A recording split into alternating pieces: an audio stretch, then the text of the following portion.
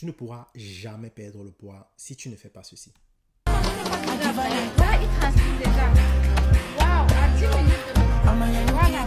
C'est pas vrai. Il va falloir tout simplement que tu puisses comprendre très bien deux éléments, l'insuline et les calories.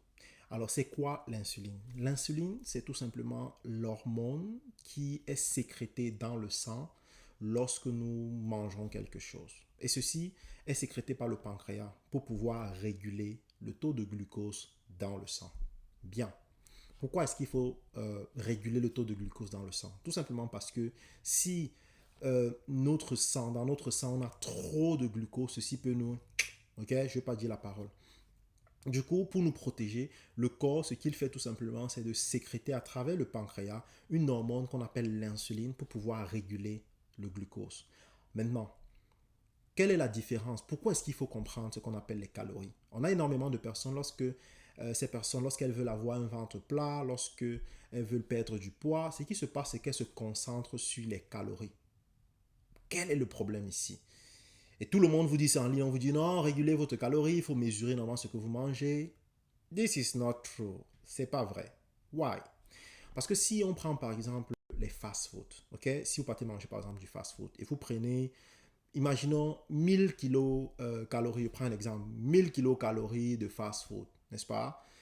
Et vous prenez, imaginons quelqu'un par exemple qui peut manger des légumes et des fruits et qui prend 1000 kilocalories de ce côté-là. Est-ce que le pancréas va sécréter la même quantité en fait d'hormones d'insuline dans le sang pour pouvoir réguler le taux de glucose afin normalement de stocker en fait ce glucose en énergie? Est-ce que on va réguler le même taux? Non. Why? Pourquoi? Parce que un en fait normalement a une caractéristique, n'est-ce pas, de sucre rapide. Donc ça veut dire lorsque vous mangez ça, n'est-ce pas, ceci normalement augmente drastiquement le taux d'insuline sécrétée dans le sang. Par contre, l'autre fait partie normalement des catégories qui ont un indice glycémique bas, sécrète moins d'insuline dans le sang.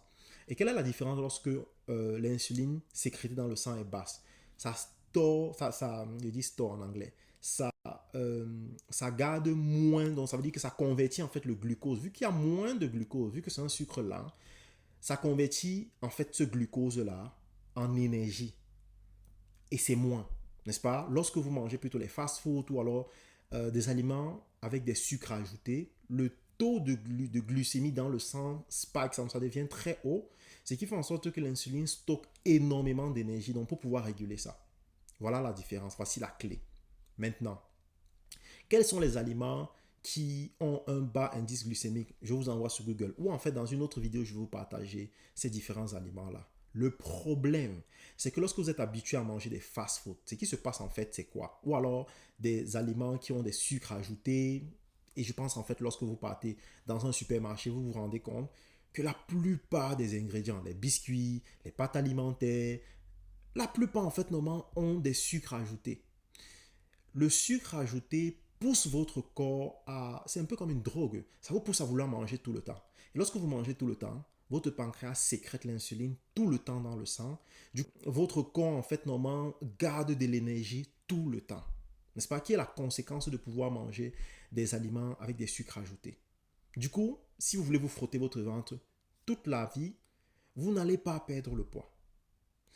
Dans une autre vidéo, je vais partager avec vous quels sont ces éléments, ces aliments-là à éviter absolument, n'est-ce pas? Et c'est pourquoi vous devez toujours garder en tête que votre santé, c'est votre richesse.